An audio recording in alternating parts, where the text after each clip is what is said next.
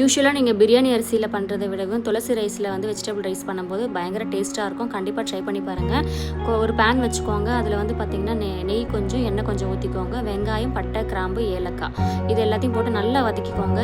எப்பயுமே வந்து பிரியாணிக்கு நல்ல வெங்காயம் வந்து பார்த்திங்கன்னா கோல்டன் ப்ரௌன் கலரில் நல்லா வந்து வேகணும். அப்போ தான் வந்து டேஸ்டியாக இருக்கும். அதுக்கப்புறம் பார்த்திங்கன்னா கொஞ்சமாக கொத்தமல்லி, கொஞ்சம் புதினா இலை போட்டுக்கோங்க. தக்காளி போட்டுக்கோங்க. நல்லா வதங்குறதுக்காக கல்லுப்பு போட்டுக்கோங்க.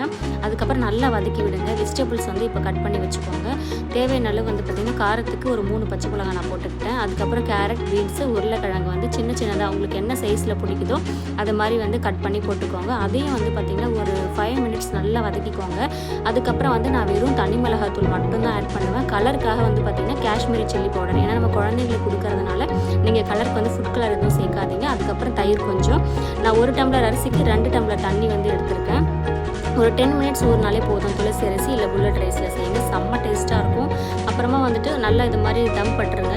அது மேலே வந்து பார்த்திங்கன்னா கொஞ்சம் தண்ணி வந்து வச்சுட்டு தம் போட்டுருங்க. 10 மினிட்ஸ் தம் போட்டுட்டிங்கனாவே நல்லா சூப்பரான டேஸ்டியான வெஜிடபிள் வந்து ரெடி ஆகிடும். செம்ம டேஸ்டியாக இருக்கும். கண்டிப்பாக ட்ரை பண்ணி பாருங்கள். இது கூட வந்து பார்த்திங்கன்னா நீங்கள் எக் வச்சு கொடுக்கலாம், இல்லைனா வந்து ஆனியன் ரை தான் வச்சு கொடுக்கலாம். அவ்வளோ ஒரு டேஸ்டியாக இருக்கும். ட்ரை பண்ணி பாருங்கள் அந்த ரைஸில்.